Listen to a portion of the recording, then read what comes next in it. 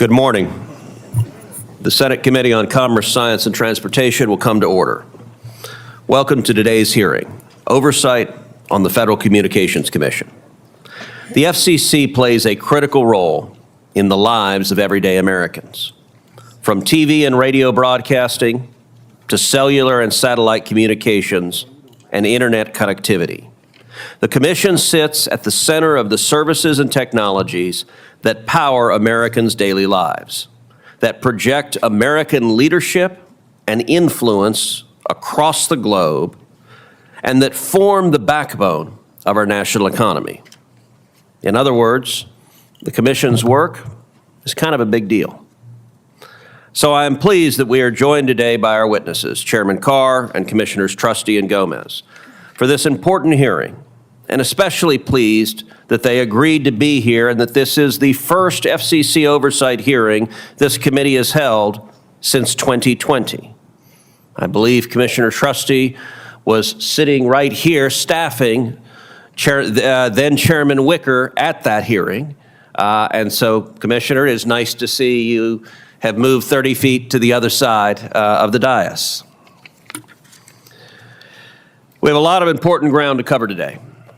The pace of change in just the last year, let alone since the last FCC oversight hearing by this committee, has been astounding.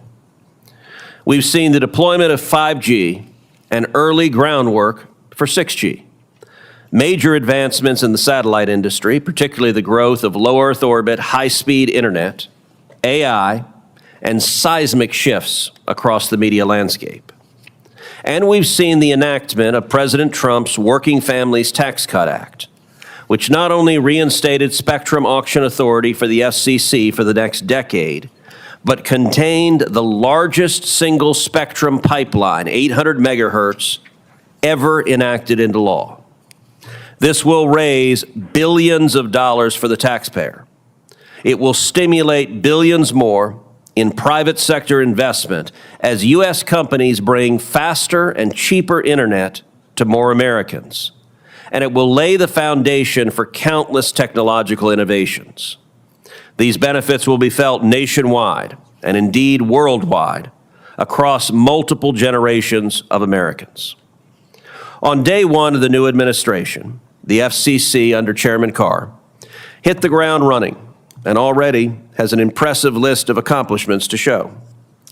These include the delete, delete, delete docket, which continues to clear out the regulatory underbrush, ensuring the integrity of the universal service programs and preventing fraud by illegal aliens, reforming the FCC's satellite licensing regime to help bolster America's position as the global leader in space commerce, streamlining permitting to speed broadband build-out, and moving at lightning speed to implement the new spectrum pipeline.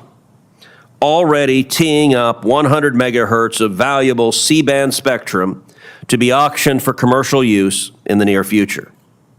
But there is plenty more work to be done.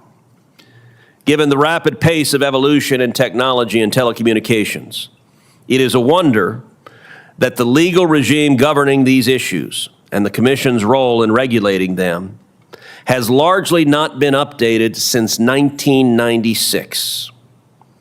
And there are any number of issues, from the utility of the so-called public interest standard in the modern era, to retransmission consent rules in the streaming era, to the current media ownership caps, where a statutory update might be worthwhile. The world of today, with mobile computers in every pocket and artificial intelligence becoming exponentially more capable, is markedly different from the time when cell phones were the size of footballs, when Gordon Gekko walked on the beach holding a brick to the side of his head, and from the time when AOL was the leading edge of internet connectivity. We live in a different world, and it is worth considering whether Congress should revisit the Communications Act and update it for the modern age. On the public interest standard in particular, if my colleagues across the aisle do what many expect and hammer the chairman over their newfound religion on the First Amendment and free speech, I will be obliged to point out that those concerns were miraculously absent when the Biden administration was pressuring big tech to silence Americans for wrongthink on COVID and election security. It will underscore a simple truth, that the public interest standard and its wretched offspring, like the news distortion rule, have outlived whatever utility they once had, and it is long past time for Congress to pass reforms. I'm grateful to our witnesses for being here today to talk about what the FCC is doing and how to address some of these important issues. The energy and focus Chairman Carr has brought to this commission in just the first year has been productive and refreshing. I'm excited for what the next several years will bring. Now turn to Ranking Member Cantwell. Thank you, Mr. Chairman. Thank you for convening this important oversight hearing, and I thank our witnesses for being here. The FCC's independence is central to protecting free and diverse press, strengthen our national security, and bringing down the cost of telecommunications and media services. However, what we've seen this year and costs that Americans are facing, prices are rising. The question is, what is the chairman of the FCC and the FCC doing to bring down costs for consumers? The American people deserve an FCC that protects them from hidden fees and promotes affordability. The FCC, though, is, in my mind, doing just the opposite in allowing consolidations that reduce competition and can help drive up costs. Americans are paying more than ever for streaming, cable, wireless services. Streaming costs are up 13% this year alone. Basic cable costs have more than doubled in the last 10 years, and Americans are paying more than almost any other country for wireless. And what is the FCC doing to help drive down those costs? Congress passed bipartisan legislation to ensure transparency in billing, but Chairman Carr has proposed to punch holes in those rules to implement that. He's making it easier for big corporations to tack on hidden fees to your internet bills. I've even heard consideration by some groups saying that we should take away spectrum from broadcast television stations because maybe they're not getting enough use and maybe we should have even less competition. So it's clear to me that the FCC, we need to do everything to protect consumers, including protecting them from the harms of AI. So instead, I see an FCC that is not focused enough on affordability. That is why today we are releasing a snapshot report from the minority here talking about why consolidation and reduced competition is driving up costs. So hopefully we can ask some questions about that today and focus on what we need to do to keep local journalism, to keep broadcasting, and to make sure that we don't have undue influence. We now know that this issue, as related to Jimmy Kimmel, quote, the easy way or the hard way, is just an example. And I certainly appreciate Chairman Cruz's words saying it was dangerous as hell and right out of Goodfellas. But I also appreciate Leader Thune and former Majority Leader McConnell agreeing that this went too far. The question is, how do we now make sure that we continue to have not so much consolidation, because I know, Mr. Chairman Carr, you have supported consolidation that makes it easier to have influence and to have less competition. Local news and independent voices matter, and consolidation undermines that independence and drives up cost. What happens if a merger does take place and CBS and CNN are in the same boat? Are they going to continue to be the same competitive environment, or what will we do to make sure that consumers still have choice? Earlier this year, Chairman Carr greenlit the Skydance acquisition of Paramount, but not before Paramount agreed to pay $16 million in a lawsuit. Using the FCC process should not be used in this kind of extortion process, but to focus on what will drive down costs and help consumers in this process. People across the political spectrum agree there's too much control in a few hands. Chris Ruddy, CEO of Newsmax, has spoken about how corporate consolidation threats local news. Chairman Carr, what are we doing to make sure that you are going to continue to protect local mediaship ownership and grow this opportunity? We do not want to see content that's produced nationally for local broadcast. I'm right now suffering from an unbelievable flood that has gone on for days and days. Today's latest challenge will be a blizzard. They are wall to wall with news for the safety of the citizenry of Washington. I would hate to see broadcast content interrupted or a station undermined to the point that they can't do their job in covering this unbelievable flood, which is affecting every corner, almost every corner of our state. But beyond bringing down costs and protecting independent media, I am also concerned about safety. Chinese intelligence orchestrated Salt Typhoon attacks, which then Senator Rubio, Vice Chair of the Senate Intelligence Committee, described as, quote, the most disturbing and widespread incursion into our telecommunications system in the history of the world, end quote. That should have led the FCC to strengthen our defenses. Instead, Chairman Carr, you rolled back the FCC's Salt Typhoon rules, the only major regulatory response to those attacks. And the rush to auction off critical spectrum, I believe, could undermine military readiness and aviation safety. Earlier this year, we wrote to Secretaries Duffy and Hegseth outlining those concerns about safety. So I hope that today's hearing can have the proper oversight on these important issues. What are we doing not only to protect consumers from cost, but protect them on their safety and security? Mr. Chairman, it's an important time. Not all of these issues have happened in the last year, but clearly we need to do our job in continuing to help the American consumer get information in a competitive landscape and also drive down costs. I thank the chairman. Look forward to hearing from the witnesses. Thank you, Senator Cantwell. I will now introduce our witnesses. Our first witness is Brendan Carr, the chairman of the Federal Communications Commission. He was designated as chairman on January 20th, 2025 by President Trump, and he has served on the commission since 2017. Our second witness is Olivia Trusty, commissioner at the FCC. She was nominated by President Trump and confirmed by the Senate this past June. Our final witness is Anna M. Gomez, commissioner at the FCC. She has served on the commission since September 2023. Chairman Carr, you are recognized for your opening statement. Chairman Cruz, Ranking Member Cantwell, distinguished members of the committee, thank you for the invitation to testify. It has been a busy and productive year at the FCC, with the agency focused on delivering great results for the country. So I welcome the chance to join with my commission colleagues today and discuss the agency's important work. While this is not my first time testifying before the committee, it is my first time appearing before you as chairman of the FCC.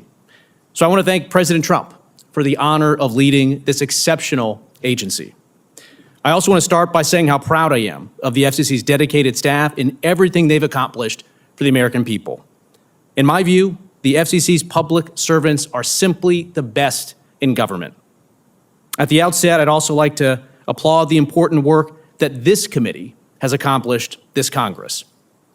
For instance, thanks to Chairman Cruz and many of his fellow committee members, the FCC's Spectrum Auction Authority has now been restored through President Trump's Working Families Tax Cut Act, a historic legislative accomplishment.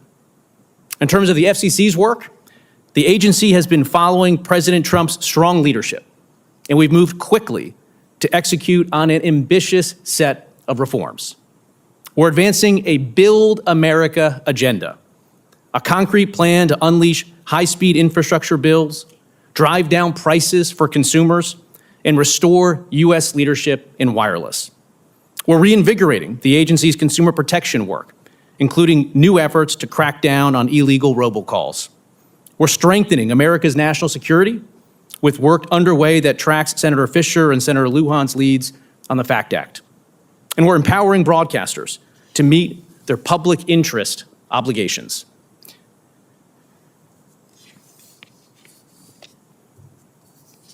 Lost my page for a second there. Much of this represents significant change from the Biden years. Indeed, when I took over as chairman, the FCC faced several challenges. For one, the Biden administration allowed the U.S. to fall behind when it came to one of the most important features of our economic strength, spectrum. The FCC Spectrum Auction Authority had lapsed 2 years earlier. The Biden administration had failed to tee up a single new spectrum band for auction. And the prior administration's spectrum strategy committed to freeing up exactly 0 megahertz of spectrum. On top of this, permitting reform was going nowhere. The Biden administration was layering on heavy-handed regulations that only inflated prices and made it harder for broadband builders to start turning dirt. We had to turn things around and fast. Thanks to President Trump's leadership, we're doing exactly that. As I detail in my testimony, the FCC's build agenda focuses on unleashing our nation's construction crews by advancing several core goals. For one, we're modernizing permitting rules and cutting red tape. For another, we're freeing up the airwaves that are necessary for America to lead the world again. Indeed, we now have a massive new spectrum pipeline and are working on multiple new spectrum auctions. In fact, the FCC just voted on a proposal to auction up to 180 megahertz in the upper C-band. For still another, we're boosting America's space economy, and in all of this, we're already seeing results. One carrier alone just announced that they lit up spectrum they gained access to this year to over 23,000 cell sites in record time, boosting 5G speeds by up to 80%. President Trump and the FCC's build agenda are also delivering for America's workers. Providers are now adopting faster payment cycles and fairer pricing. They're closing loopholes that allowed foreign groups to swoop in and undercut U.S. workers, and they're improving safety. Finally, the FCC is now pursuing the largest deregulatory effort in the agency's history. To date, we've teed up for removal over 1,000 rules or regulations and terminated a record 2,000 inactive proceedings. Eliminating those costly regulations is part of our affordability work, too. For instance, we shut down a Biden-era plan that could have spiked the price of internet for millions of Americans living in apartments by up to 50%. And in many ways, we're just getting started. I look forward to continuing to deliver on this important agenda. And in closing, I want to thank you again for the opportunity to testify. I look forward to your questions. Thank you. Commissioner Trusty. Chairman Cruz, Ranking Member Cantwell, and members of the committee, thank you for the opportunity to appear before you today. It has been nearly 6 months since I was sworn in as a commissioner at the Federal Communications Commission. In that time, I've had the privilege of working on policies to expand access to high-speed connectivity, enhance the resilience of the nation's communications networks, and restore U.S. leadership in next-generation communications technologies. Critical to my work has been the opportunity to travel across the country and around the world to hear directly from broadband providers, tower engineers, fiber splicers, consumers, and our international partners and allies. Whether in Jackson, Mississippi, Eek, Alaska, or Baku, Azerbaijan, I heard about the state of the communications marketplace and how access to fixed, mobile, and satellite connectivity is delivering on the promise of job creation, technological innovation, and economic prosperity.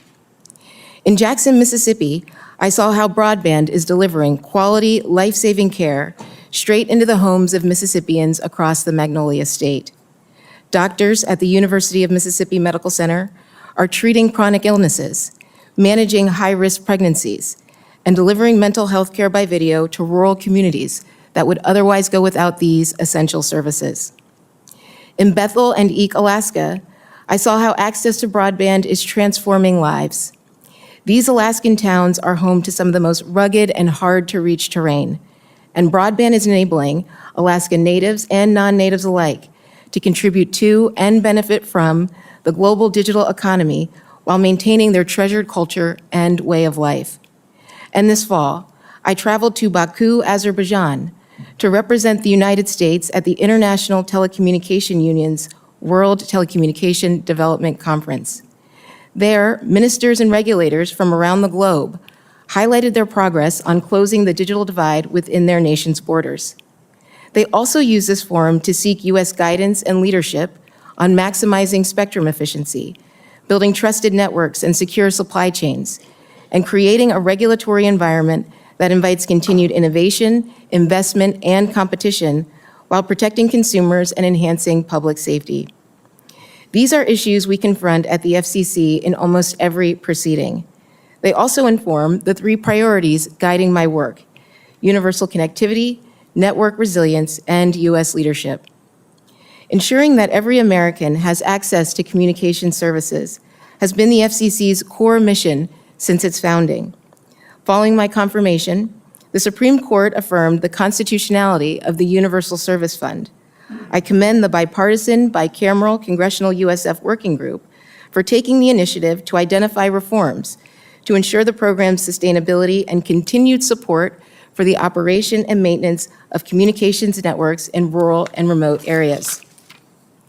In an era of growing digital hostility, however, achieving universal connectivity requires increased focus on the deployment of trusted and resilient network infrastructure.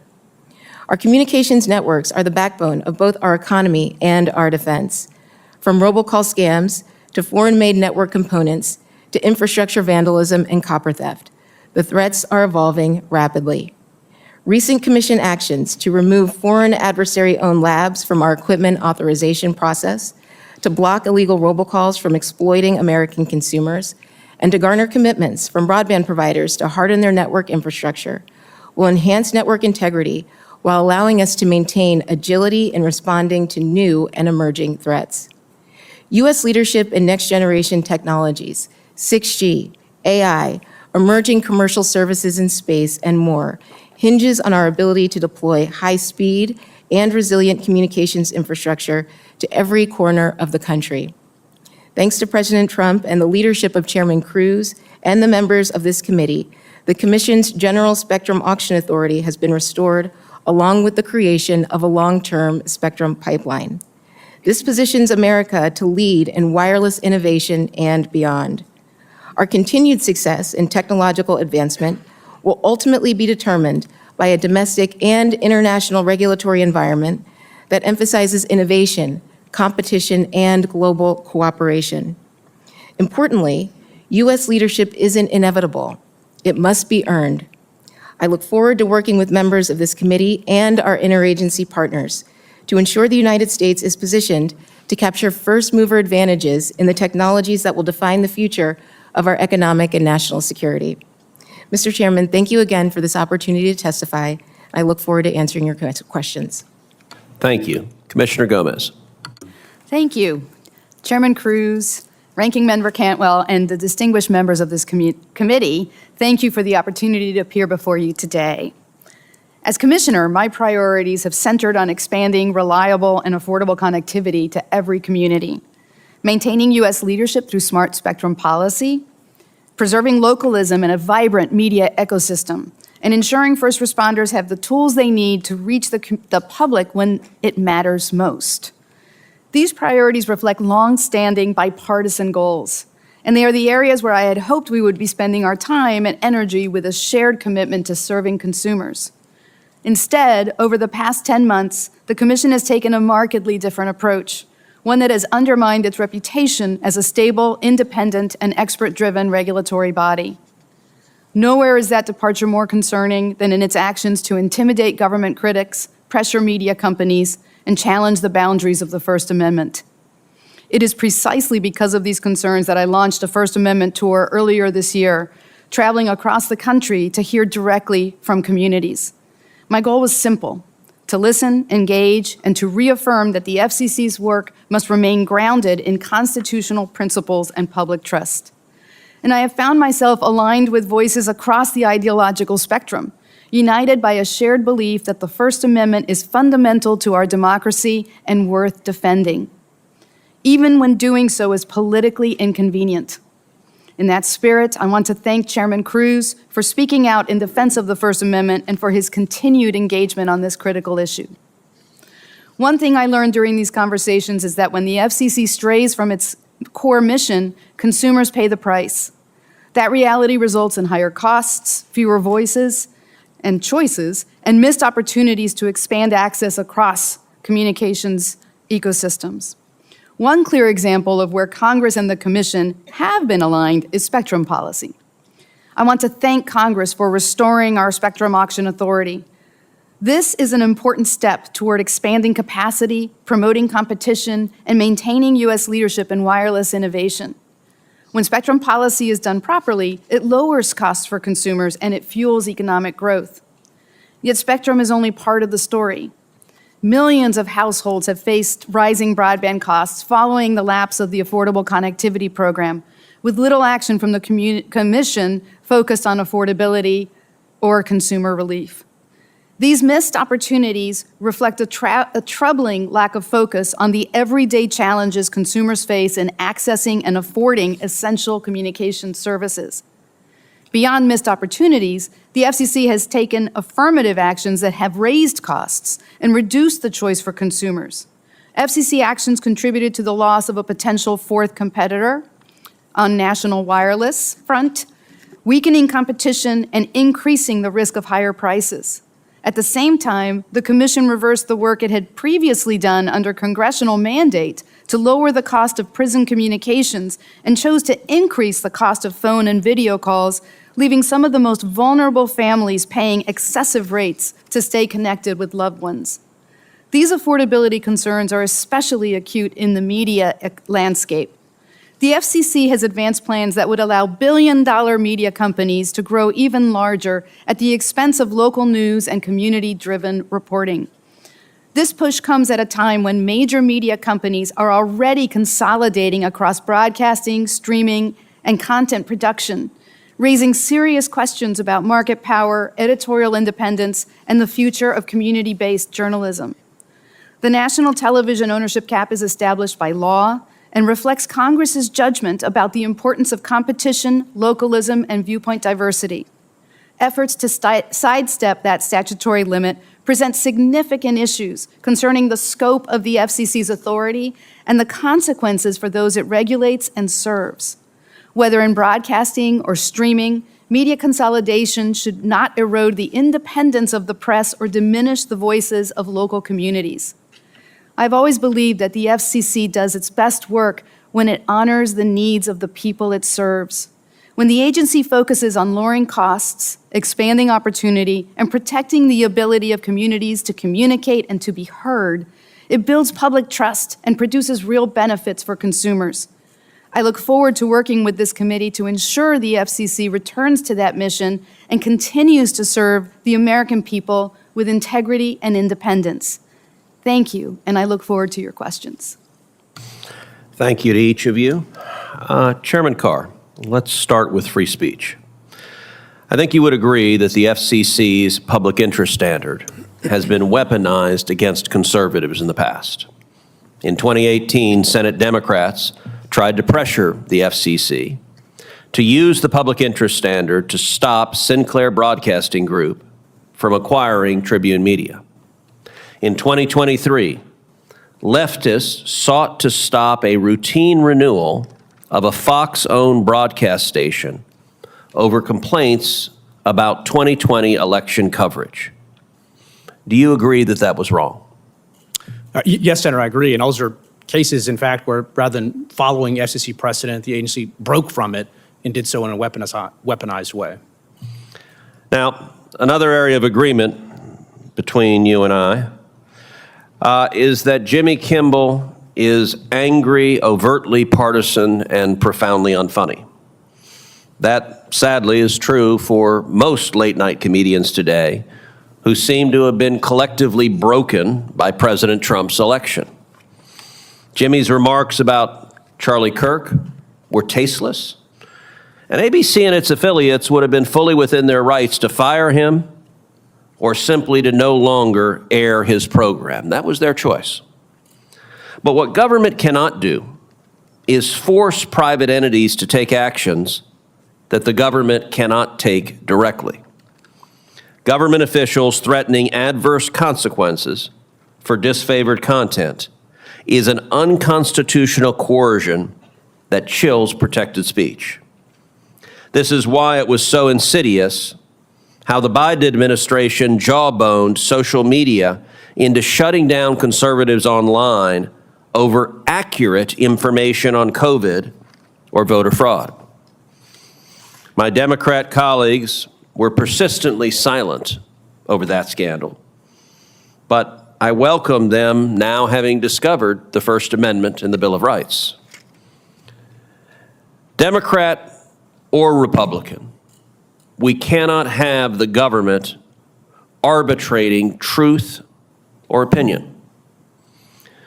Mr. Chairman, my question is this. So long as there is a public interest standard, shouldn't it be understood to encompass robust First Amendment protections to ensure that the FCC cannot use it to chill speech?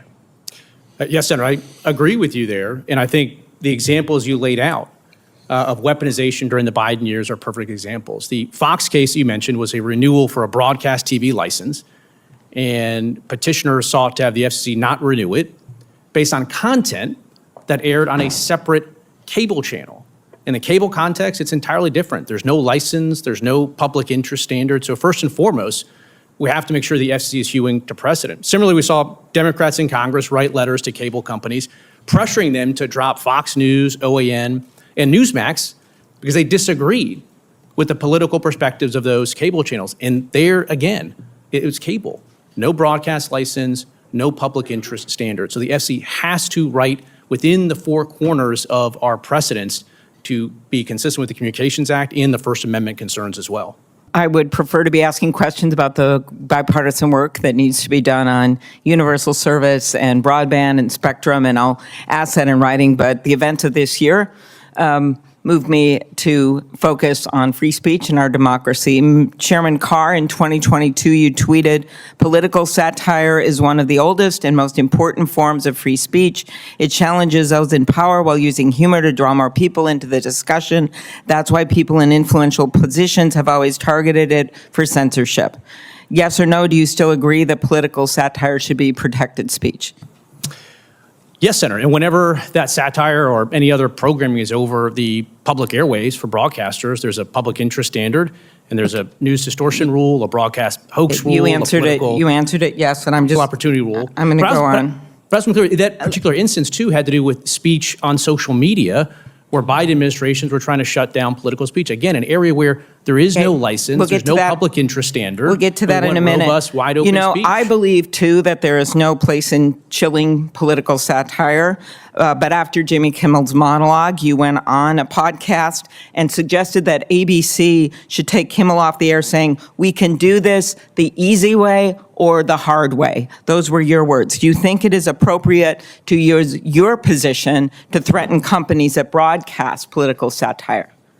I think any licensee that operates on the public airwaves has a responsibility to comply with the public interest standard, and that's been the case for decades. I asked if you think it's appropriate for you to use your position to threaten companies.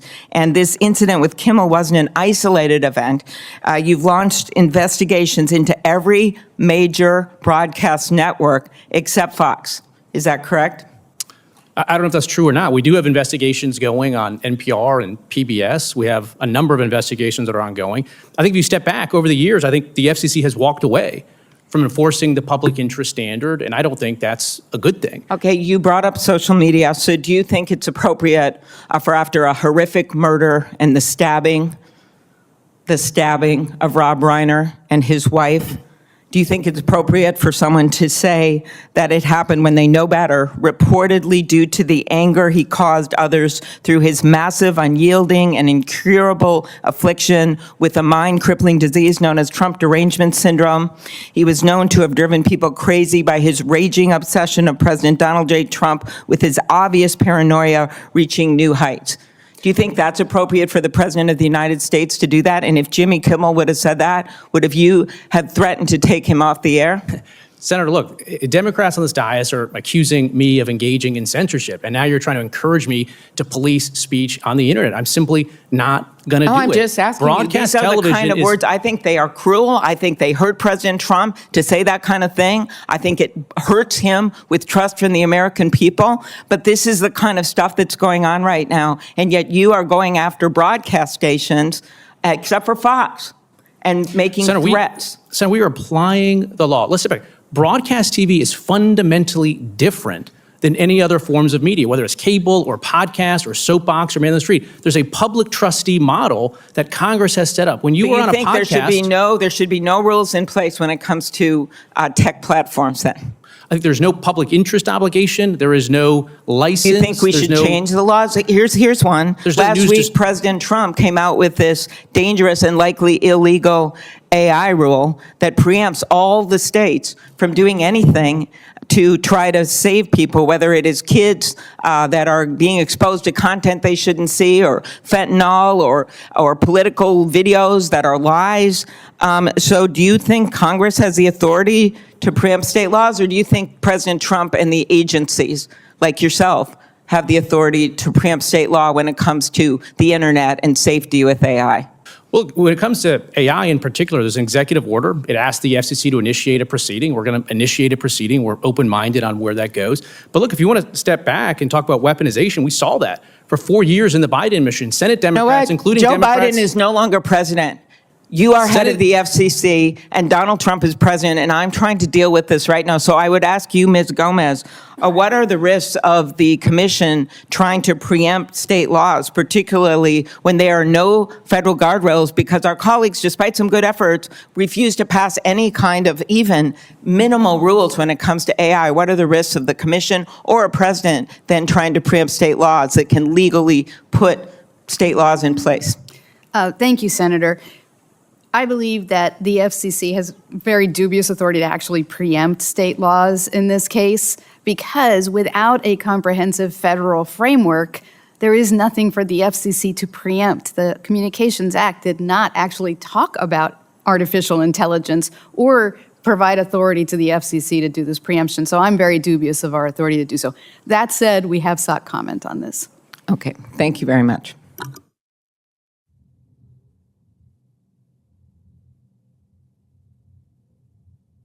Senator Moran. Chairman Cruz, thank you. Thank you, and Senator Cantwell for this hearing. Welcome, commissioners. Chairman Carr, I sent you a letter in May urging the FCC to modernize broadcast ownership rules, quote, to enable local broadcasters to compete with today's media giants. And it is my local broadcasters that are at significant risk from competition from media giants, traditional and otherwise. And in that letter, I described the impact of applying legacy media rules to a fundamentally changed media landscape on local broadcasters versus national players. I firmly believe, there's no question that follows my statement this morning, but I want to reiterate this to you today in this hearing. I firmly believe that local broadcasters are best suited to deliver local journalism. And as a small-town print journalism has succumbed to even stronger headwinds, the importance of local broadcasters has increased by orders of magnitude.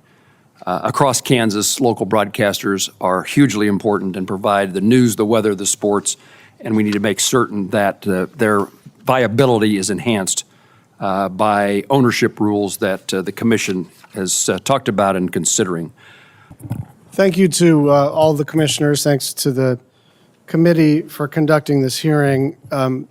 Chairman Carr, you and I have actually known each other for maybe 10 years now. We've had several meetings in our office, and it's usually, I don't want to say mundane, but it's technocratic, it's technical, it's nonpartisan, and all the rest of it. And so I'm hoping We can do that again right here. It's fine. I'm hoping we can do that again right here, but it is a more sensitive topic. So I'm just going to ask you a couple of yes or no questions. I don't mind a quick explanation, but I'll make a promise to you not to hector you for 3 or 4 minutes if you can give me quick yes or no's, or at least quick explanations.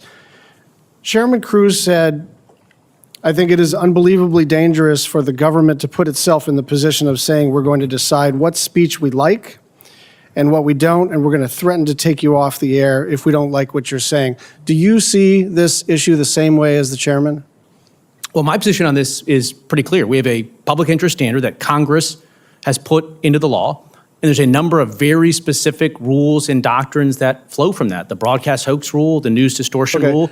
So and my position, and I think the Trump administration position, is that we should be enforcing those rules and policies. If Congress wants to change it, you're free to change it. So you think you have jurisdiction over political satire under the public interest standard and the news distortion standard, just to put a fine point on it? My position is that one is a yes or no. Do you have jurisdiction or not? We have jurisdiction with respect to the broadcast airwaves uniquely to ensure that their operations are in the public interest. So- And there's very specific rules So there, if broadcast there's hoax and news distortion. So if there's a determination by the Federal Communications Commission that satire is not in the public interest, you believe you have the authority to revoke the license of the broadcaster? That's not my position at all. Okay. My position so- is if so- the but use of the but hold facilities on, isn't in hold the on. public interest. Then let me clarify the question. Satire that's not broadcast hoax, that's not news distortion policy, is perfectly fine.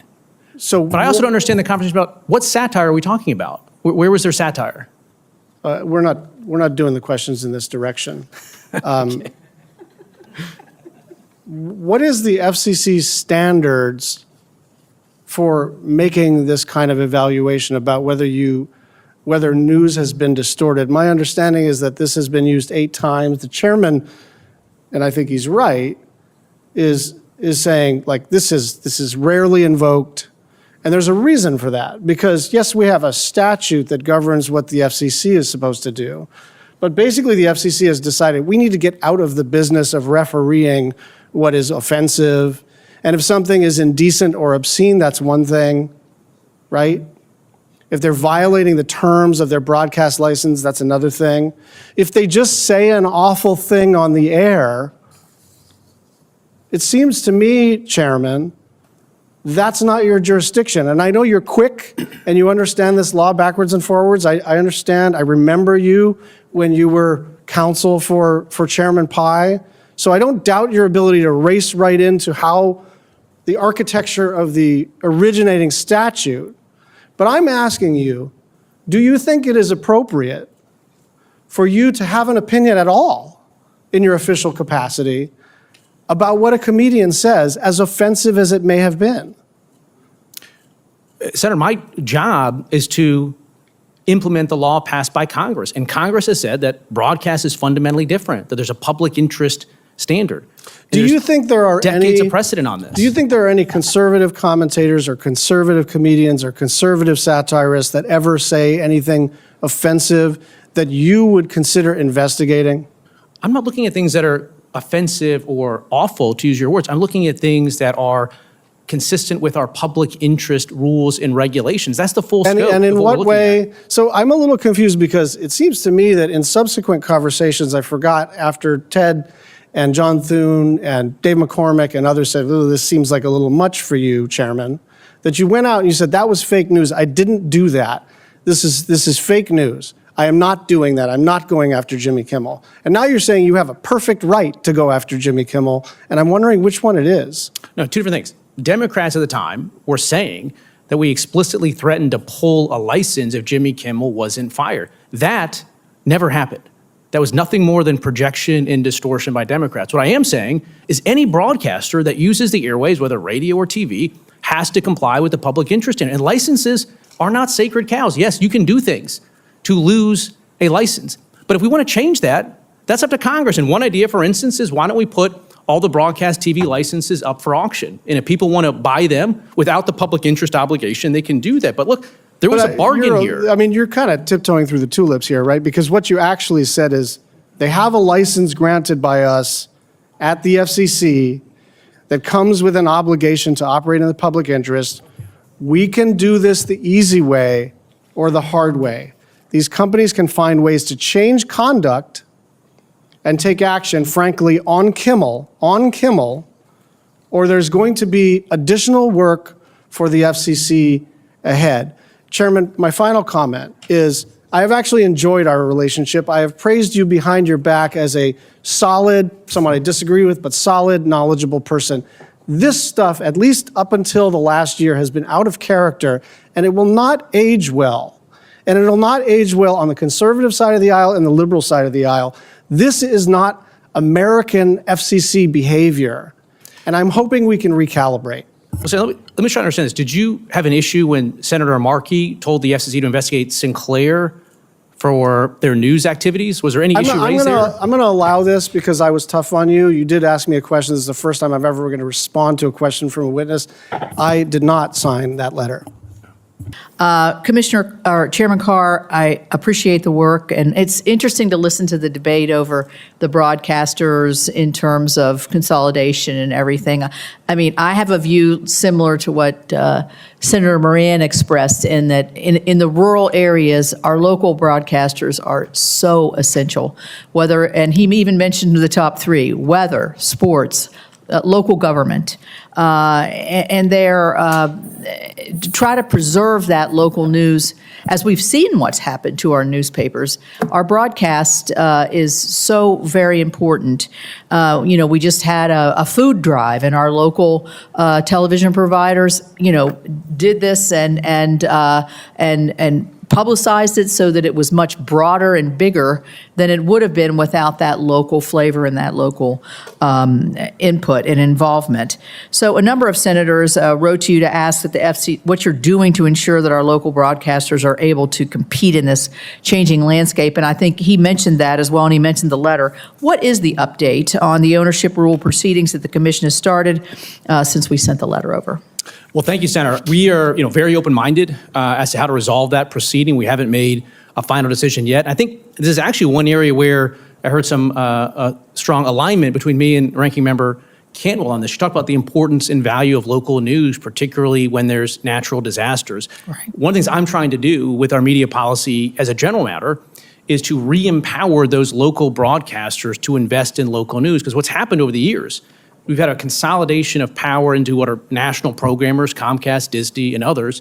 And effectively, a lot of local broadcast stations are just mouthpieces for that national programming made in New York and Hollywood. And I'm not sure that's going to be consistent with the public interest, again, when it comes to a natural disaster like in Washington State right now. So one of the lenses that we're looking at this media ownership proceeding is that consistent with our goal of constraining the power of some of those national programmers? But we haven't made a decision there yet. Thank you. I'll be interested to hear what happens there. Chairman Carr, you are not reinvigorating the public interest standard. You are weaponizing the public interest standard. That is what the Carr FCC is doing every single day. Behind me are your past tweets declaring your commitment to the First Amendment. You even defended political satire, saying in 2022, it challenges those in power, and that's why people in influential positions have always targeted it for censorship. That's why your threats against ABC and Disney over Jimmy Kimmel's political monologue were so outrageous. And here's what you said. In September of 2025, as the chairman of the FCC, we can do this the easy way or the hard way. These companies can find ways to change conduct or take action, frankly, on Kimmel, or there's going to be additional work for the FCC ahead. Now, that statement was roundly condemned across the political spectrum. Chairman Cruz called it dangerous as hell. Chairman Carr, do you regret making that statement, yes or no? Senator Markey, thank you for the question. My job is to enforce the law as passed by Congress. That includes a public interest standard, and broadcast TV is fundamentally different than any other medias. We have a news distortion rule. Do you regret making that statement? Senator, my job is to enforce the law. So you don't regret making that statement? Well, that's a refusal to take accountability for your language, for your use, your abuse of power. You will not say that you made a mistake. For example, in your response to my oversight letter in September on the Kimmel incident, you repeatedly stated that the media companies made their own decisions in preempting and suspending Kimmel. You seem to think that your words, the most powerful communications regulator in America, especially your threats, don't matter. So just to be clear, your position is that your mafia threats had nothing to do with Nexstar and Sinclair and Disney's decisions to preempt and suspend Kimmel. Is that your position? Is that your point, that you had nothing to do with the suspension of Kimmel?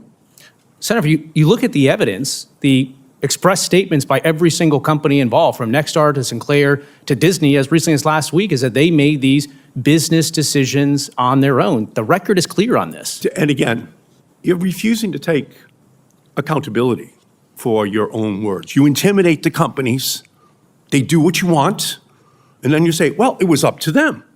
You're the chairman of the Federal Communications Commission. Actually, you're now the chairman of the Federal Censorship Commission. And these broadcasters, they feel that censorship. You have broad authority over the media industry, especially broadcasters. Your words and actions matter. Now I'm going to give you another chance to take accountability for your actions. In 2022, you said, quote, "A newsroom's decision about what stories to cover and how to frame them should be beyond the reach of any government official not targeted by them, by government officials." Do you stand by that statement? This was a letter written by House Democrats to cable companies, pressuring them to drop Fox News, OAN, and Newsmax simply because those Democrats thought they were right-wing. Do you stand by your statement? Yes, I do. I think that's inappropriate what the Democrats did there. Okay, good. I just want to get your own views out here on the record for people to hear. So in February, under your leadership, the Federal Communications Commission opened an investigation into a San Francisco radio station over its coverage of a federal immigration raid. A FCC investigation is a big deal for a local station. In a worst-case scenario, the FCC could shut down the station by revoking its license. In fact, you have repeatedly suggested over the past year that the FCC could revoke station licenses. Yet this investigation was based solely on the news content of the radio station's coverage of an immigration raid. I have the entire news statement that they put out that day. This happens every day, everywhere across the country for broadcast journalists. This investigation was based solely on this very brief statement that is in everyday coverage. And I have that transcript. And the anchor was literally reporting on the information that was released by the mayor, by the local city council member, and a community group. So you're telling me that reporting on statements from public officials and a community group is grounds for an FCC investigation? Senator, the concern there in the report was that there may have been interference with lawful ICE operations, and so we were asking questions about what happened. This was a period of time, remember, when ICE agents were being attacked, their locations, undercover locations, were being disclosed. There is nothing in here that discloses anything. There's no risk to anyone except... And they can provide that to us. No, the risk that's posed here is to you, to the broadcast journalist coverage. That's what really happened. The news journalists were just covering an important news story. And some conservatives were upset by the coverage. So you use your power as FCC chair to hang a sword of Damocles over a local radio station's head. And that's precisely what you warned about in 2022, the government targeting a newsroom's editorial decision. Well, guess what happened? The station demoted the anchor who first read that news report over the air and pulled back on his political coverage. You got what you wanted. One former journalist at the station said, "Chilling effect does not begin to describe the neutering of our political coverage." That's what you wanted, that's what you got, but it affected stations everywhere. So just let me say again, the neutering of our political coverage, this is government censorship, plain and simple. Was it a mistake in retrospect for you to say that, to instigate a investigation of that San Francisco radio station? Was that a mistake? Senator, if broadcasters understand, perhaps the first time in years, that they're going to be held accountable to the public interest, to broadcast hoax rules, to the news distortion policy, I think that's a good thing. I don't have a poster board, but listen, in 2018, you signed this letter right here to the FCC. You signed a letter to the FCC asking us to investigate Sinclair's news activities. You said investigate Sinclair's news activities. And you know what happened after that? Over 227 licenses were up for renewal or due during the Biden years. Almost none of them were renewed after your letter. Your letter produced results that we're seeking. Chairman Carr. Madam Chair. Well, you're well over your time here, so. A lot of it is because Well, no, it's not, because I looked at the clock and you were already 2 minutes over. All right, But so I'll just finish, Madam Chair. He is turning the Federal Communications Commission into the Federal Censorship Commission. It's a betrayal of the FCC's mission. You should resign, Mr. Chairman. You are creating a chilling effect Do you on regret broadcast sending us a letter in journalism 2018 ability. asking Senator Markey, the FCC please. to investigate There's a lot of people on this Sinclair's committee. news Thank you, madam. activities? Thank you. Do you Thank regret Chairman Carr, sending a letter asking us to please investigate suspend. Chairman Sinclair's Carr, news we'll move to the activities? next question. I need to echo the concerns of my Democratic colleagues. Chairman Carr, in September, you used your position within the federal government to take Jimmy Kimmel off the air in a clear attempt to chill free speech. You told ABC we can do this the easy way or the hard way. The FCC is not a political weapon to be used against the president's critics. And yet, you've also used it to go after 60 Minutes, Saturday Night Live, and Seth Meyers, all because the president did not like their criticism or because they gave airtime to his opponents. Your Twitter account before 2025 would seem to align with what I'm saying. It is filled to the brim with statements defending freedom of speech, as well as stating that the FCC does not have a roving mandate to police speech in the name of public interest. Sadly, those principles seem to have evaporated into thin air. There are many things that Chair Cruz and I do not agree on, but when he said that your actions have been, quote, dangerous as hell, that I can agree with. So your attempts to coerce private companies to censor speech that you and the president did not want to hear is really a blatant attack on the First Amendment, a foundational principle of American democracy. The Trump administration has been attacking free speech across the government since day one. President Trump and Secretary Hegseth have expelled all legitimate journalists from the Pentagon. President Trump and Secretary McMahon have curtailed academic freedom in research and stifled lawful protest. President Trump and Attorney General Bondi have rolled back protections that allow journalists to protect their sources. President Trump and Senate Republicans defunded the Corporation for Public Broadcasting and NPR.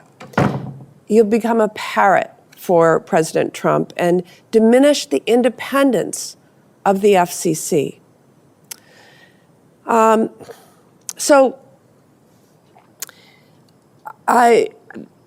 FCC has an incredibly important role in reviewing market consolidation in local broadcasting, cable, broadband, telephone, and wireless industries. We know that consolidation in any industry often results in a bad deal for consumers. Higher prices, fewer choices, and reduced incentives for companies to compete.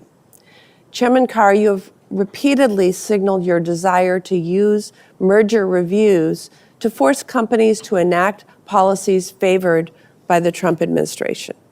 This summer, the FCC approved the merger between Paramount Global and Skydance Media. This approval only came after Paramount agreed to pay the president $16 million to settle a frivolous lawsuit, and Paramount agreed to change its news editorial policies.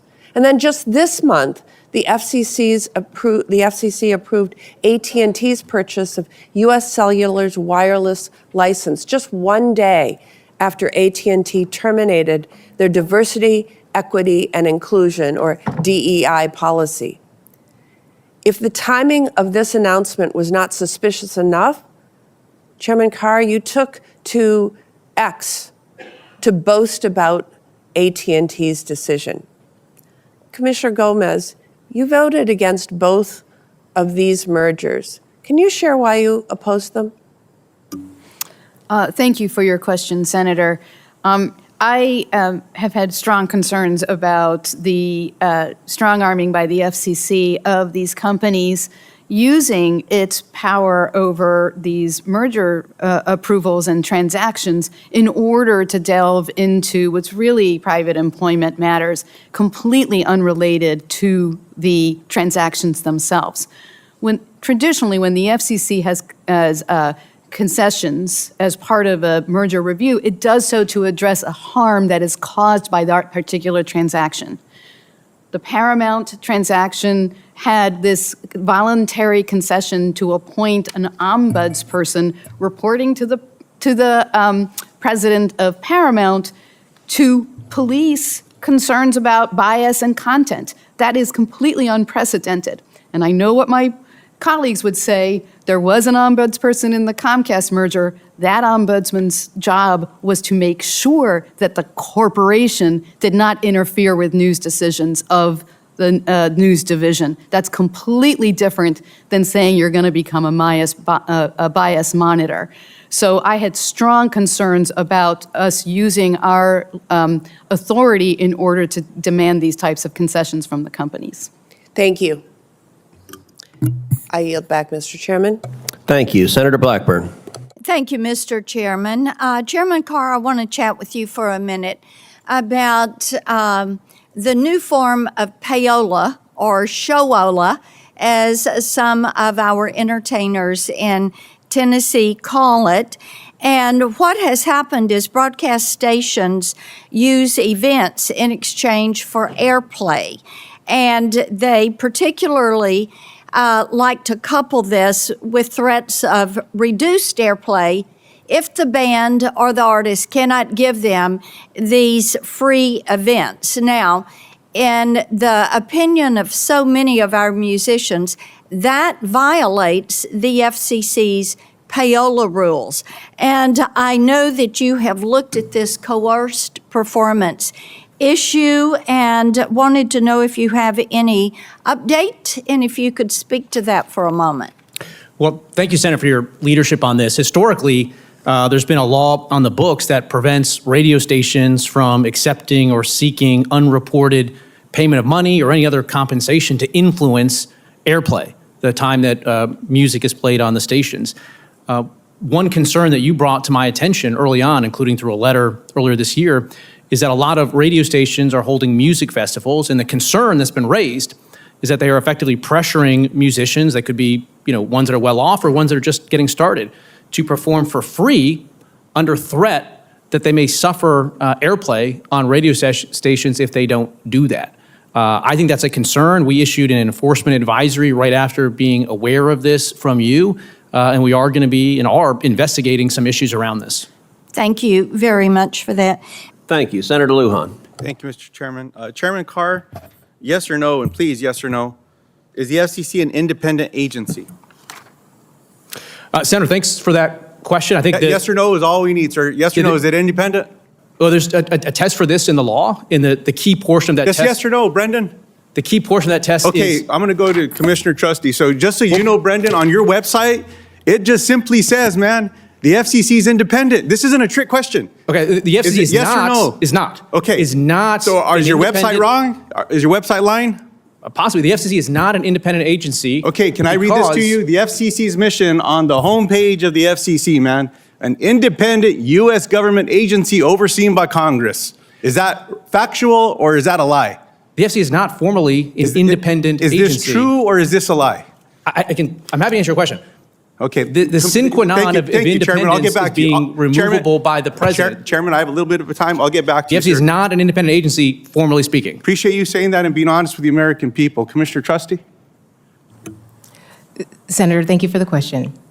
The president is the chief executive vested with all executive power in our government, and FCC commissioners are not, we do not have for-cause removal protections, which means that we aren't independent. So is your website lying? I can't speak to the website. I've not seen that. You all are the commissioners in charge of this place, right? So this stuff has to be approved by one of you. If this is lying, then you should just fix it. Let me just say that. That wasn't even my gotcha question. I'm surprised that I've burned up 3 minutes talking about this damn thing. Commissioner Gomez? Yes, and we should be. I appreciate that. Well, Mr. Chairman, if I could just submit the printout of the homepage of the FCC into the record, man, it says it's an independent agency, and if it's not true, then change it. Without objection. I appreciate that, sir. Chairman Carr, with that being said, does Congress need to clarify that the FCC is an independent agency? But it's up to Congress to pass any legislation. The Constitution is clear that all executive power is vested in the president, and Congress can't change that by legislation. Yes or no, is it appropriate for the FCC to revoke broadcast licenses based on the viewpoint of the licensee? It's appropriate for the FCC to take action under our public interest standard and hold broadcasters accountable to things like broadcast hoax, news distortion, localism. Those are things that we should be taking action on and enforcing. Commissioner Trustee, same question to you. Is it appropriate for the FCC to revoke broadcast licenses based on the viewpoint of the licensee? Senator, my job is to enforce the law as it relates to broadcasters. Broadcasters have public interest obligations, and it relies on a case-by-case basis. As you know, the FCC does have the authority to revoke licenses, and the conditions for which are spelled out in Section 312 of the Communications Act. Mr. Gomez? Absolutely not. The First Amendment applies to broadcasters regardless of whether they use spectrum or not. And the Communications Act prohibits the FCC from censoring broadcasters. We should not be revoking licenses based on their viewpoint. In fact, what we should be doing is ensuring more viewpoints, because if you don't like speech, the answer is more speech. I appreciate that. I think that's something that this body would agree with. Chairman Carr, the media marketplace has evolved drastically since its early days in the 20th century, and as a result, we have seen legislative and regulatory reforms advance to keep pace with the market. Over the past year, I've heard from many different stakeholders, including small and local broadcasters in Indiana, regarding potential action by the FCC to modify the current broadcast ownership cap. Can you explain to the committee what the impact to local broadcasters will be should the broadcast ownership cap be expanded? Thank you, Senator. We're looking at these issues and haven't made a decision, but there's a couple of potential guide stars here. One, if you look at local newspapers, they've been shutting by the thousands all across the country. And so if we care as a public interest matter about local news and local reporting, I think we have to start to look at policies that can create more incentives for investment there. And so one of the concerns that I have in media policy as a general matter is you got the national programmers, Comcast, Disney, and others that are increasingly dominating with respect to those local broadcasters. So we want to make sure that they do have the ability to invest in local news gathering, because it's also more trusted. Local news is more trusted than the national media that's out there. And so we're balancing a couple of different policies there, and we'll see where we land. I completely agree with you. It's not just a matter of trust, however, it's also a matter of content. I think most everyone would agree. When seemingly every issue gets nationalized, when national issues get far more play than local issues, and when we have an electorate, a citizenry who have absolutely no idea what's happening in the local council meetings and in school boards and all the rest, because the information's not being circulated for whatever reason, you have to question whether some of the fundamental predicates for having a democracy, a functioning democracy, and voting for local officials are being laid. I could not tell you in Little Bargersville, Indiana, where I live, and I'm probably more active than most in terms of my citizenry and my attentiveness to the news, but I could not tell you what's happening at the local school board and all the rest, yet I still show up to vote for these local offices. My own approach is to skip those that I know nothing about, but it's, I think, an indictment on our news ecosystem, and it may take some intentionality to fix it.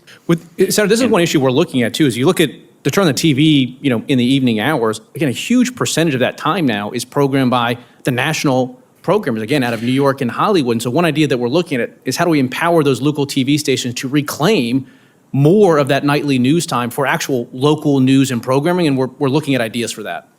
Count me interested. Thank you, Chairman, for indulging me well over my time.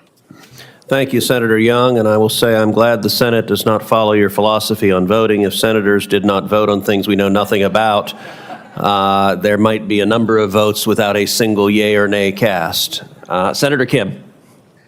Thank you, Chairman. Thank you to the three of you for coming out here. Chairman Carr, I guess I just wanted to start with you. I was confused after hearing your response to one of my colleagues about the status of the FCC. I want to read you a quote here and see if you agree with it. Congress long ago determined that the FCC an independent expert agency. Is that correct or not? Senator, there's been sort of a sea change in sort of the law and the approach since I think I wrote that sentence, I'm assuming, since you gave it to me. You said it in front of Congress. Right.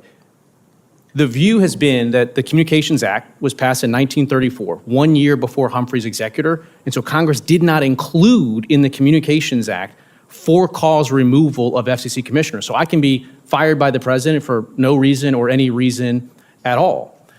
The theory had been that courts would read for-cause removal into the statute, and that was the basis for that viewpoint. I think now it's clear that that's not the case. And so formally speaking, the FCC isn't independent because we don't have that key piece, which is for-cause removal protection.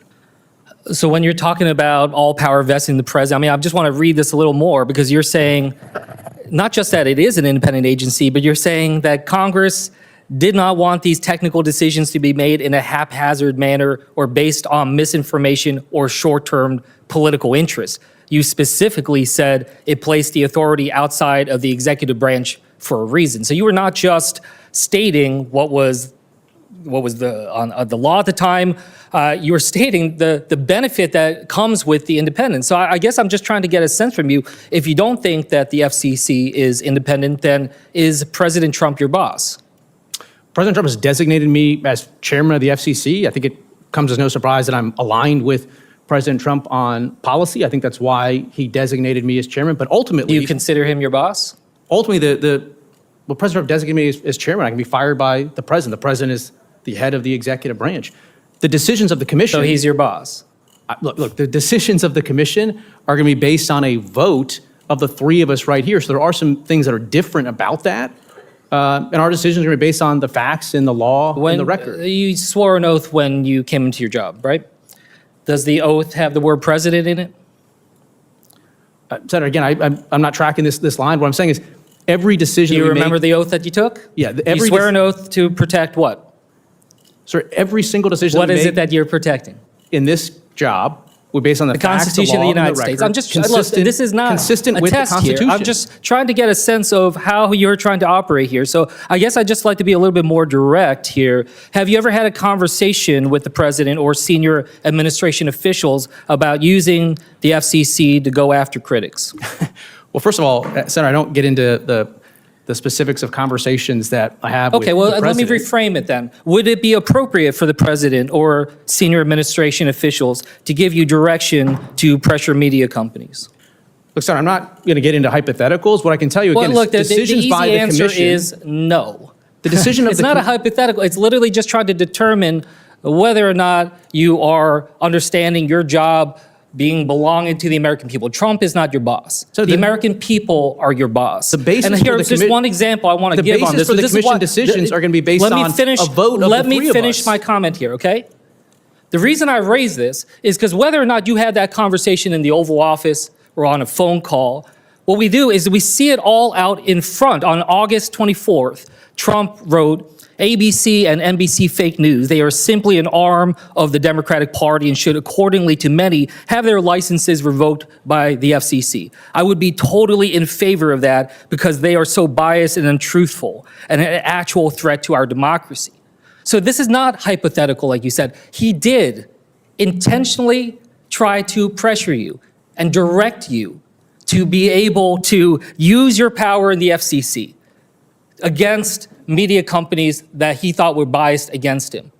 So that's why I just want to say, this is not hypothetical. This is not theoretical. This is real. And I was trying to get a sense of whether or not you thought this behavior was appropriate or not. And your failure to be able to directly dictate a line and show that there's integrity in this process concerns me because before the FCC comes all of these decisions. All of these decisions.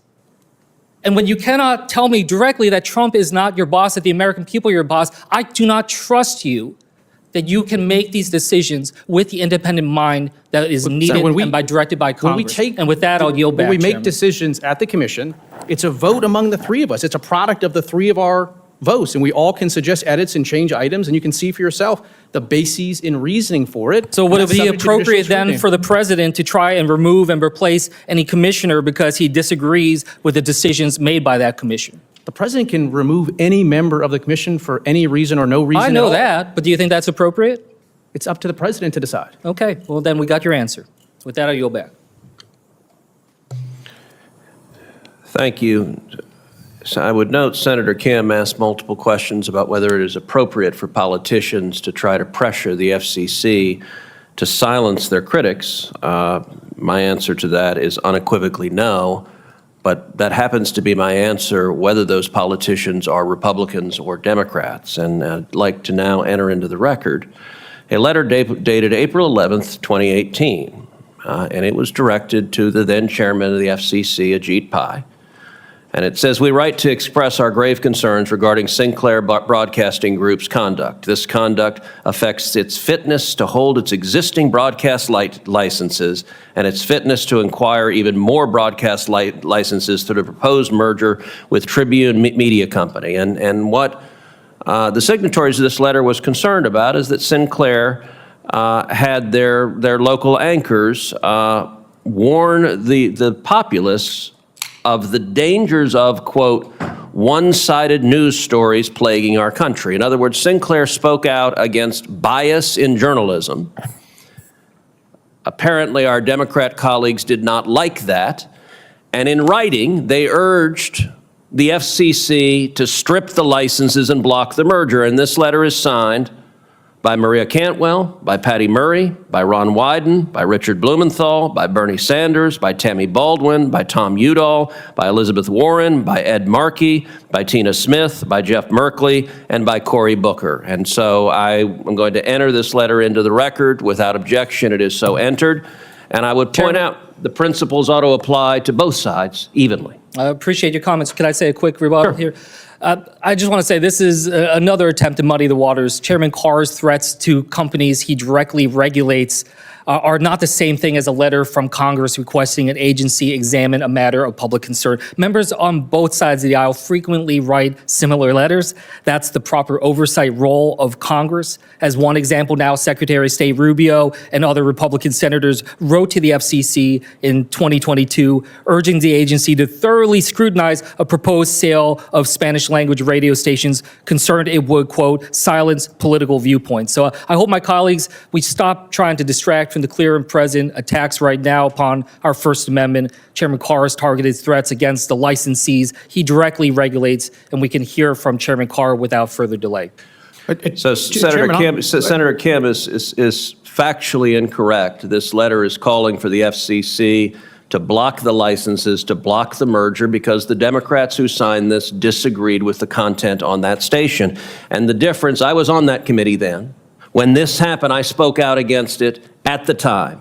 And you know what? Not a single Democrat on this committee had a word to say about it. I was also on this committee at the time that Democrats tried to go after Fox and deny a routine license renewal, again, because Democrats didn't like what Fox News says. You know what? I don't like what MSNBC says, but I'm not urging the commission to take away MSNBC's license. And so suddenly, when the current administration and FCC makes comments about Jimmy Kimmel, comments that, as you know, I disagreed with and spoke out against, suddenly Democrats have discovered the First Amendment, and my request would be maybe remember it when Democrats are in power, that the First Amendment is not simply a one-way license for one team to abuse the power and the other not. Instead, we should respect the free speech of all Americans, regardless of party.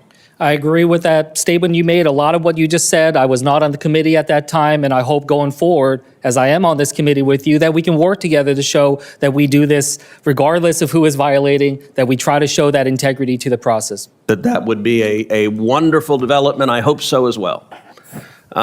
Senator Curtis, I believe. Thank you, Mr. Chairman. I'm sure everybody will be disappointed. I'm actually going to change subjects. Chairman, you were good enough to come to my office a few days ago, and we talked about Section 230. And in that meeting, I tried to bifurcate. I know a lot of people, when you hear 230, think of censorship. And for a minute, just set that aside. I'm not going to try to solve that. That's a very complex issue. But you and I talked about algorithms. And for those who weren't there, the analogy that kind of comes to mind is the digital billboard. Originally, social media companies were to provide the venue for a digital billboard. Somewhere along the line, that model changed. We compared it to the post office. If the post office is delivering a letter from you to me, we obviously don't hold them responsible for that content. But if the post office opened that letter, read it, and then said, we're actually going to send this to 100 million people, that's a different conversation. So my question for you is, from your perspective, are we underestimating the dangers of algorithm-driven content? Well, Senator, thank you for the question. I've gone back since our meeting and taken a look at your legislation again, and I'm happy to continue to sort of meet and discuss with you on that. I do think I've expressed concerns over the years about how courts have sort of misinterpreted and given expansive new readings to Section 230 that aren't in the statutory text, and I think there's some of those issues in your legislation as well that are worth looking at. Thank you. And to kind of, here again, bring everybody else up to speed that hasn't had the chance to do that, the question is, should Section 230 protections apply to social media companies that employ harmful recommendations or cause harm by their recommendations, going beyond just the digital billboard, but actually taking those now and sending them out to hundreds of millions of people? Yes, Senator, and there's a debate to some extent in the courts as well about part of Section 230 that talks about platforms being liable if they've contributed, even in part, to the development, and this is sort of a live issue, is how does algorithms play into the contributed in part portion of that analysis? Yeah, and as everybody here knows, this Section 230 goes decades and decades back, and I think it's clear to say we didn't really see the world that we're in today. And so I just introduced that to you and to others as something that we need to start thinking about. But I do, in the interest of time, want to spend a moment because I'm very, very concerned about Chairman Carr, your focus on ending was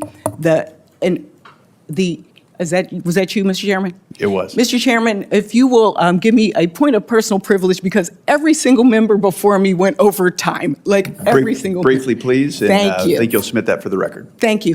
And so I want to make sure that I say this on the record, because I think when Commissioner Gomez talked about private companies doing employment matters, these are employment matters, and your focus on diversity, equity, inclusion, and celebrating the real withdrawal of that, I think has had an impact on women, veterans, people with disabilities, religious minorities. And I will ask of the record for Commissioner Gomez to explain how conditioning FCC approvals on the elimination of DEI programs undermines job opportunities, weakens our economy and our competitiveness. With that, I will yield back. Thank you. Senator Schmidt. Thank you, Mr. Chairman. I have to say, every so often in this place, it almost feels like you're having an out-of-body experience where you're like watching something happen and you can't believe it's happening. So the idea that my Democrat colleagues are so offended that the First Amendment may be or may not be violated by some comment you made, I think is just extraordinary given the last 4 years that we lived through. I happen to know something about it. I filed the Missouri versus Biden lawsuit that a federal judge ruled was the most massive attack against free speech in U.S. history, where entire agencies, and we sat through the depositions, were weaponized against the American people on the instruction of the federal government, and not just one agency, but a leviathan of agencies that had words and phrases that you shall not utter in the United States of America or you are censored. So you don't get to censor speech, you don't get to outsource that censorship to universities or social media companies, which is exactly what was happening. And go so far as to actually create, and I would challenge anybody in this committee if they raise an objection to this, literally a disinformation governance board in the United States of America. You remember the Mary Poppins character who was singing? That's what I'm talking about. In the United States of America, not like in 1898, not in 1799, like 3 years ago. And so to sit here and listen to all this stuff about, wearing the white hat on free speech is laughable. Laughable. So anyway, I can't help myself sometimes. I wanted to get to these questions first, but just listening to this is incredible. Chair Carr, in 2019, you tweeted, I'm just going to quote your words directly from the tweet. You said, quote, "Should the government censor speech it doesn't like? Of course not. The FCC does not have a roving mandate to police speech in the name of the public interest." End of quote. That was your tweet in 2019. And I'll say I agree with that. I think that was a good tweet in 2019. I think government censorship is absolutely dangerous to our democracy. In fact, according to a book which you may have read, How Democracies Die, written by two eminent political scientists, historically one of the key markers of a slide towards authoritarianism is attacks on freedom of the press. Part of the playbook, we've seen it over and over again. And that's why I was concerned about your actions this year, this fall alone. You have suggested that the FCC go after broadcasters that do not punish comedians. We've heard that here in the hearing. That do not punish comedians who make comments that the president doesn't like. In one case, you specifically mentioned the broadcaster's public interest obligation. You said, quote, in this instance, quote, "We can do this the easy way, or we can do this the hard way," unquote. That may have been a line I saw in The Godfather, I'm not sure, but it's pretty similar to that. When you threatened to use the FCC to do the very thing you said in 2019 that the FCC shouldn't ever do, be a roving censor. So I hate to say this, but ensuring broadcasters are operating, quote, "in the public interest," I don't believe that means ensuring that no one on TV is ever mean to the president or says something the president may not like. To act otherwise is to basically take a leaf out of the authoritarian playbooks that we've seen around the world. Vladimir Putin comes to mind as someone who openly intimidates and threatens folks in a similar manner. And this can't happen, not in our democracy. So I'm just going to ask you just a simple yes or no question. Will you commit here today that you will not move to revoke any media license for broadcasters or retaliate in any way against broadcast companies merely for choosing to host content that is critical of the president or says something that he may not like? Yes or no? Very simple. Senator, any broadcaster that complies with the public interest standard is not in any risk at all. If a broadcaster is engaging in broadcast hoax or violation of news distortion policy or political equal opportunity, there's going to be work for the FCC potentially there. So this should be a pretty easy question. Do you think the FCC should protect free speech? Yes. Okay. So if you will not revoke licenses, so we can go back, that you will do it. You won't revoke licenses or retaliate if they're simply engaging in free speech? Senator, first of all, the Supreme Court has expressly said there is no First Amendment right to an FCC license. And the Supreme Court has said that the FCC enforcing the public interest standard on licensees is not a violation of the First Amendment or censorship. And you get to determine what is the public interest. So if the president is offended, you think, wow, that's the public interest. No one should ever offend a president. That seems to be counter to our whole history in this country. People are always critical. I don't care who the president is, a Democrat or a Republican. We should be able to make fun of them. That's what a healthy democracy is. You can make fun of your leaders. I'm trying to kind of speak truth to power. So I don't understand that. This should be fairly easy. When you say make fun of the president, you're talking about the Kimmel issue? I'm talking about any president. If you have somebody as a comedian, you can use his example. Kimmel was not making fun of the president. What Kimmel said is we hit some new lows over the weekend with the MAGA gang trying to characterize this kid who killed Charlie Kirk as anything other than one of them. It appeared to be an effort to mischaracterize the motivations of one of the most significant political assassinations. We also know that the president does not like that kind of, and I don't want to make just the issue of the community because it's broader than that. That had nothing to do with the public interest is a lot broader than that, and it shouldn't be you that determines that. That's called what is in a democracy. People are free to, Senator, they're free to say things that you may not like, I may not like. But Senator, that's why we always defend that. Well, I'm running out of time here. But Commissioner Gomez, I'm running out of time. Commissioner Gomez, enforcing the public interest standard. If they want something different, then they need to change the law. I've got limited time here. Senator's time. Commissioner Gomez, could I have a few moments, Chair, given the filibuster here? Commissioner Gomez, it's true that the FCC has not actually followed through on threats to revoke broadcasters' licenses over content that the Trump administration disagrees with, despite the chairman's threats to do so. Could you discuss how public comments and actions taken so far by the FCC related to major broadcaster editorial choices have been received by the media, and do you think the FCC actually needs to revoke licenses in order to have a chilling effect? Thank you for that question, Senator. This administration has been on a campaign to censor content and to control the media and others, any critics of this administration. And it is weaponizing whatever levers it has in order to control that media. That includes using the FCC to threaten licensees. And broadcasters are being chilled. We are hearing from broadcasters that they are afraid to air programming that is critical of this administration because they're afraid of being dragged before the FCC in an investigation. It'll be costly. It's still unconstitutional to revoke licenses based solely on content that the FCC doesn't like. And let's be clear, we need to define what we mean by operating in the public interest if we're just going to use it as a means to go after any content we don't like. Broadcast hoaxes, that rule was put in place because of Orson Welles and the War of the Worlds. And our news distortion policy does not mean any content we don't like. It requires a very specific circumstance in order to be used, which is why it's really never used. The First Amendment governs what we do, as does the Communications Act prohibition on censorship, and this commission is abusing that.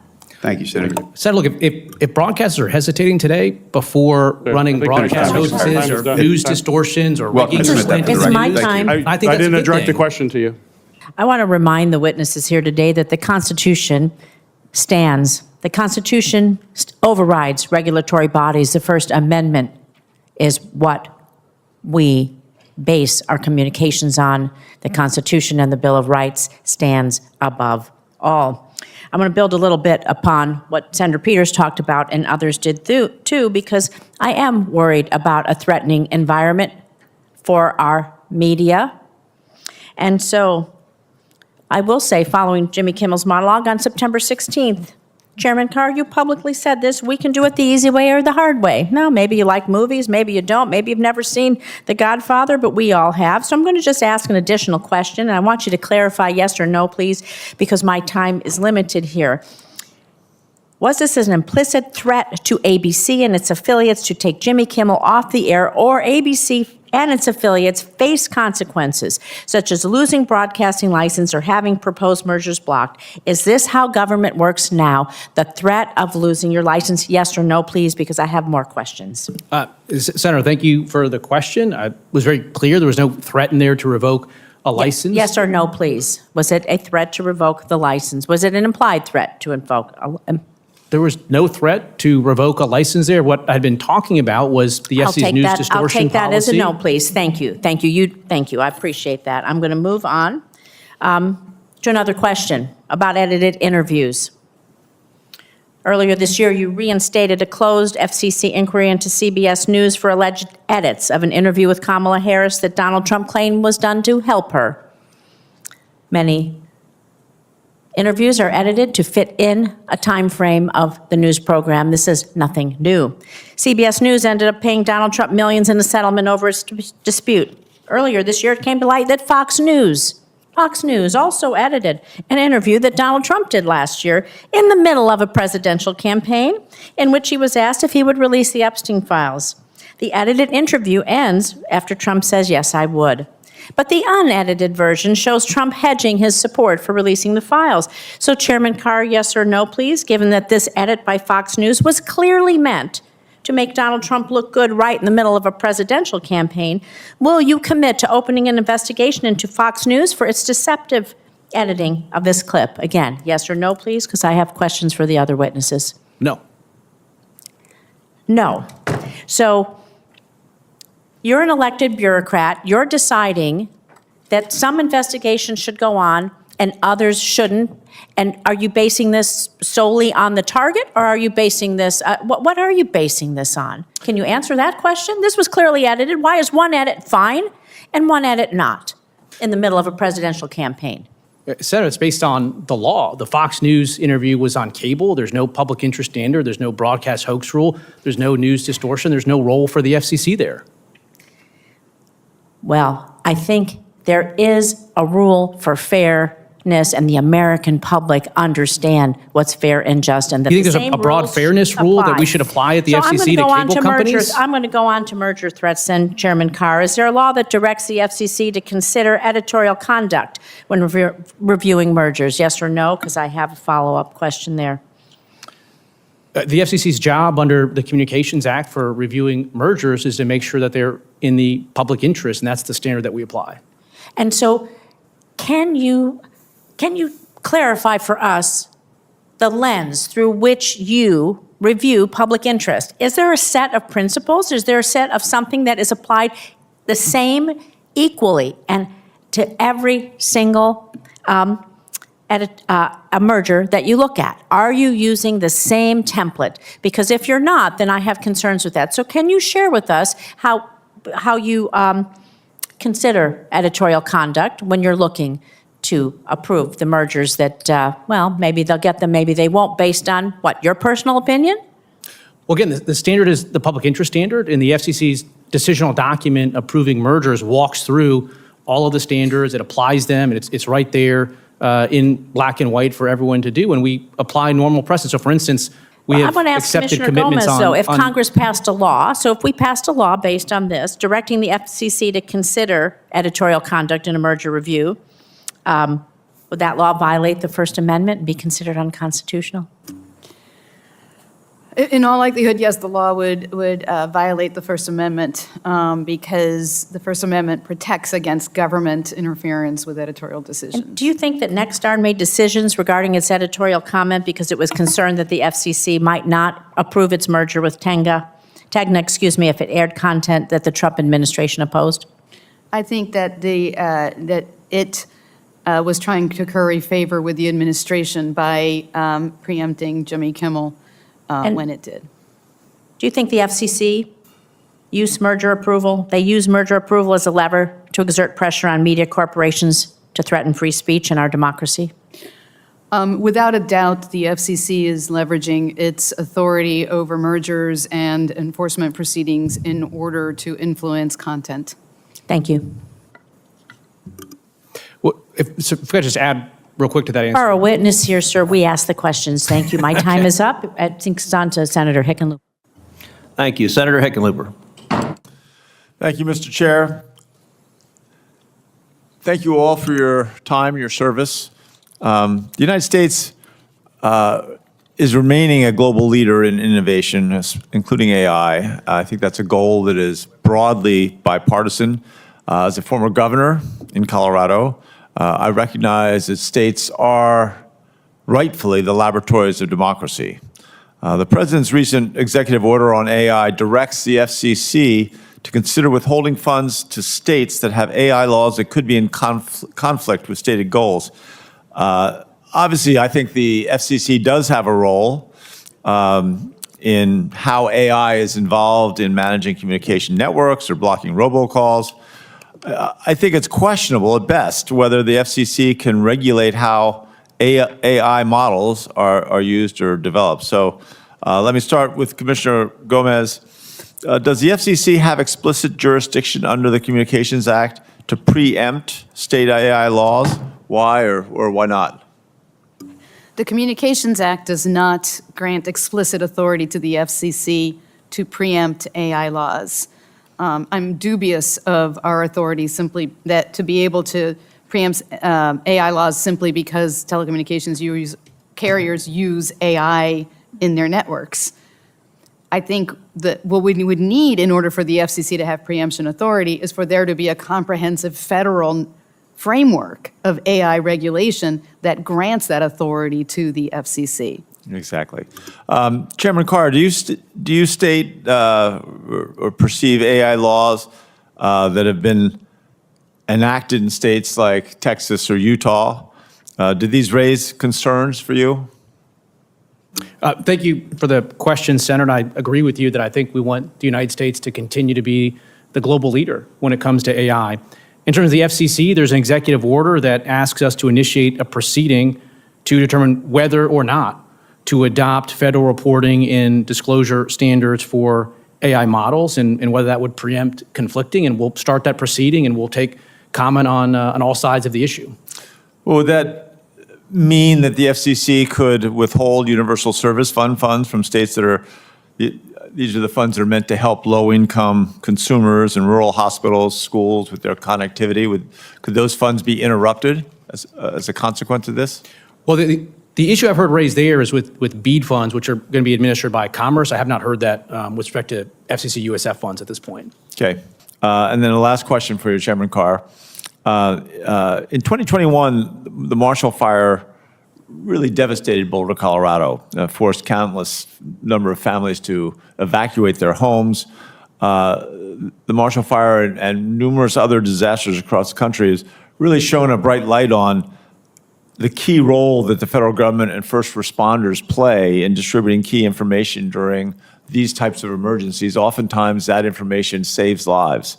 A lot of this includes, or should include, has included the National Weather Service and the FCC.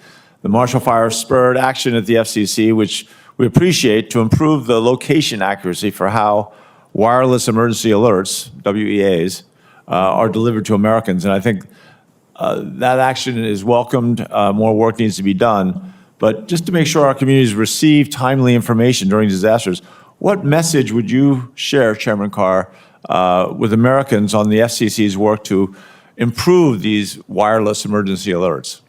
Thank you, Senator. This is important, and we are pushing hard to always increase location accuracy. And one related issue to this actually has to do with GPS. And this is an issue where Chairman Cruz has been leading for a long time. A lot of the location data, some of it's cell site, but some of it is GPS. And it's a great system, but it's vulnerable. And so we've been taking actions at the FCC to look up, standing up either complementary or alternatives or secondary ways of getting that precision navigation and timing information that today is displayed by GPS. And so we're going to look at potentially next steps in trying to invigorate that work. I appreciate that. Thanks all three of you again for your service. I yield back to the chair. Thank you very much. Thank you to all the commissioners for your testimony here today. Senators will have until the close of business on December 19th to submit questions for the record. The witnesses will have until the close of business on January 7th to respond to those questions. This concludes today's hearing. The committee stands adjourned.